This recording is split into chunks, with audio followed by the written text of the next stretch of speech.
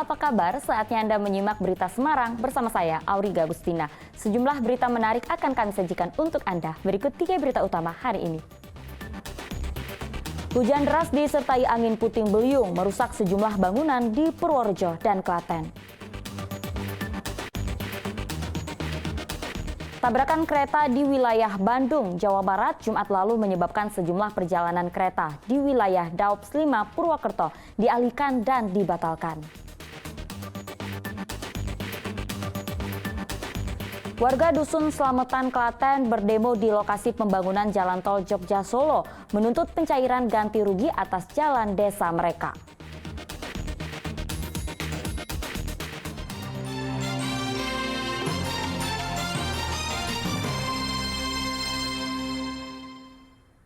Kita ke informasi pertama, hujan dan puting beliung merusak lapak pedagang kaki lima di Pasar Desa Tepus, Purworejo.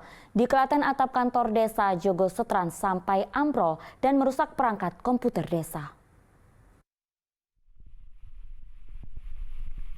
Lapak pedagang di Pasar Desa Tepus, Kecamatan Kutoarjo, Purworejo rusak usai diterjang puting beliung Kamis pekan lalu. Atap lapak berterbangan, dagangan mereka pun rusak. Akibatnya para pedagang tidak bisa berjualan untuk sementara waktu.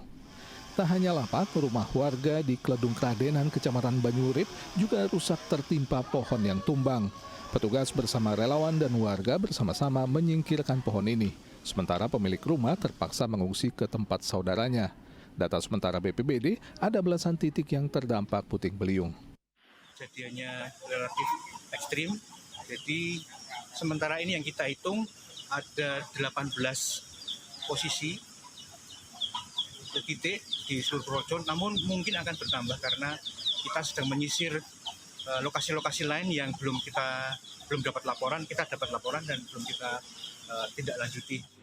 Di hari yang sama, angin puting beliung juga merusak kantor desa Jogo Setran, Kecamatan Kalikotes, Klaten. Atap plafon ruang pelayanan ambrol dan menimpa sejumlah perangkat komputer di kantor desa. Akhirnya, ruang pelayanan publik dipindahkan sementara waktu ke aula. Pemerintah desa sementara menggunakan komputer milik pribadi karyawannya supaya bisa memberikan pelayanan kepada masyarakat. Sementara pelayanan dipindahkan di ruang itu pertemuan di aula. Untuk melayani warga, kerugian ditafsir kurang lebih 30 juta.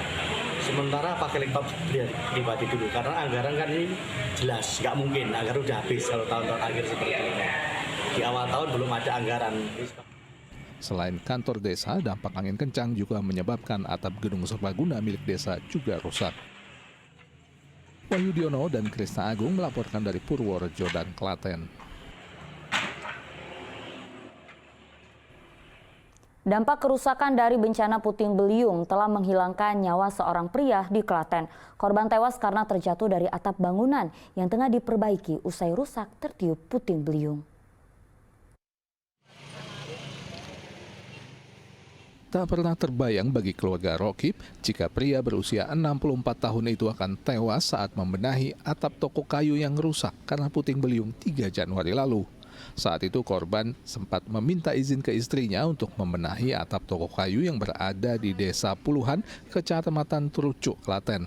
Namun saat istrinya datang ke toko, korban ditemukan tergeletak di lantai. Setelah jam 15.30, korban tidak pulang-pulang sehingga istri atau saksi satu Nurhayati mengecek tempat korban membenahi seng dan mendapatkan korban sudah dalam keadaan tergeletak. Istri korban kemudian melaporkan kejadian ini ke polisi.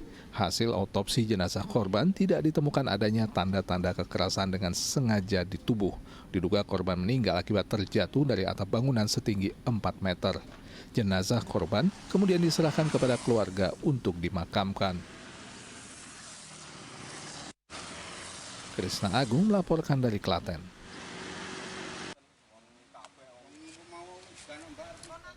Dampak hujan deras yang terjadi berjam-jam, sebuah rumah di Desa Sendang, Klaten rata dengan tanah.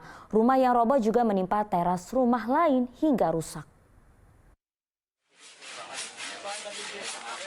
Lagimin hanya bisa meratapi rumahnya yang sudah rata dengan tanah. Tepat tanggal 4 Januari lalu, rumahnya roboh lalu menimpa teras rumah lain di Dusun Sendang, Desa Ngerangan, Kecamatan Bayat, Klaten. Saat itu hujan deras terjadi sejak sore hingga malam hari. Pemilik rumah menyatakan sempat mendengar suara kayu patah sebelum kejadian. Ia dan istrinya pun pindah ke rumah lainnya. Tak lama berselang, rumah milik Lagimin pun roboh. Ada terbang itu seperti usuk pecah tak gitu udah Bos. Nah, aku nggak bisa tidur, langsung aku duduk terus sampai mamaku marah-marah gitu kan. Kan langsung gelabyak gitu. Langsungnya gitu Pak. Jam berapa Pak? Jam 10.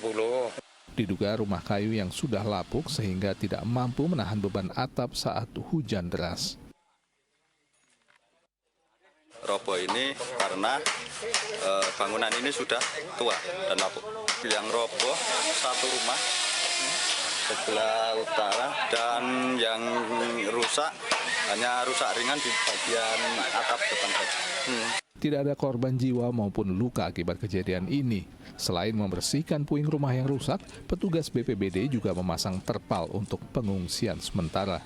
Krisna Agung melaporkan dari Klaten.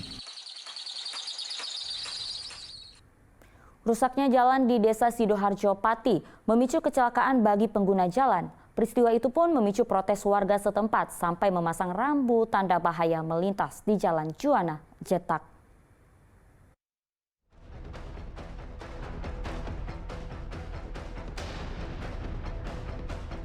Gambar amatir yang direkam oleh warga ini menunjukkan seorang pengendara motor yang jatuh hingga terluka saat melintas di Jalan Desa Sidoharjo, Kecamatan Wedari Jaksa, Pati.